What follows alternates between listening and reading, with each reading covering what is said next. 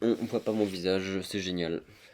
Ça dit quoi les frérots? Aujourd'hui les amis, petite vidéo de chillax, il n'y a pas des cuts partout, il n'y a pas des gros zooms, ça va être une vidéo tranquillou. Retour de brocante, c'était plus un événement que brocante, parce que j'ai récupéré ces petites cartes qu'on voit devant, vous avez rien vu, du coup c'est 3 petites cartes ici qu'on allait choper ce matin à la convention, c'était euh, le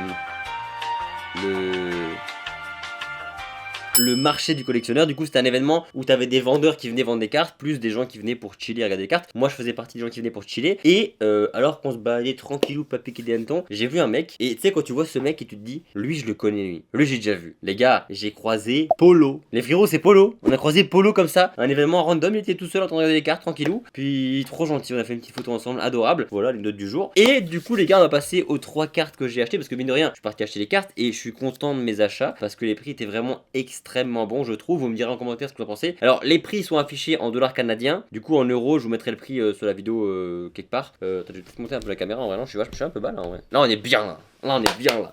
Bon, du coup, première carte que j'ai acheté, les amis, c'est un magnifique Articodin de Vestar Universe à 5 dollars. 5 dollars, ça fait grosso merdouille 3,50 €, je crois, un truc comme ça. C'est tellement pas cher pour une carte si belle, une AR de Vestar. Aujourd'hui, les gars, la boîte de Vestar, c'est grosso modo 200 dollars canadiens, facilement ça en euros. Ensuite, on enchaîne par le petit frère, le petit Elector, à lui aussi, du coup, 5 dollars la carte. Vraiment magnifique pépite carte.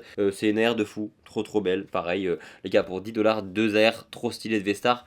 Banger. Et les gars, là, on passe à la turbo dinguerie. Cette carte là, les gars, c'est l'affaire du siècle, je sais pas, mais c'est un très bon deal. Cette carte, elle vient d'une série japonaise qui coûte grosso modo, je crois, 100 dollars la display facilement. Entre 90 et 100 dollars une display. Une display dans laquelle il n'est pas garanti d'avoir une SAR. Garantie par display japonais, je rappelle, c'est une SR. Donc une secrète par boîte garantie. Et quand t'as un peu de chance, une fois toutes les 4-5 boîtes, t'as une SAR. Et quand t'as une SAR, t'as une chance sur 4, je crois, ou une chance sur 5 d'avoir la bonne que tu veux. Donc en gros, si tu veux une SAR en particulier, il faut grosso modo ouvrir une trentaine de boîtes pour avoir la carte que tu veux. Et les gars, cette carte là, c'est une SR que je veux. J'ai payé, vous voyez ici, une SR 40 dollars.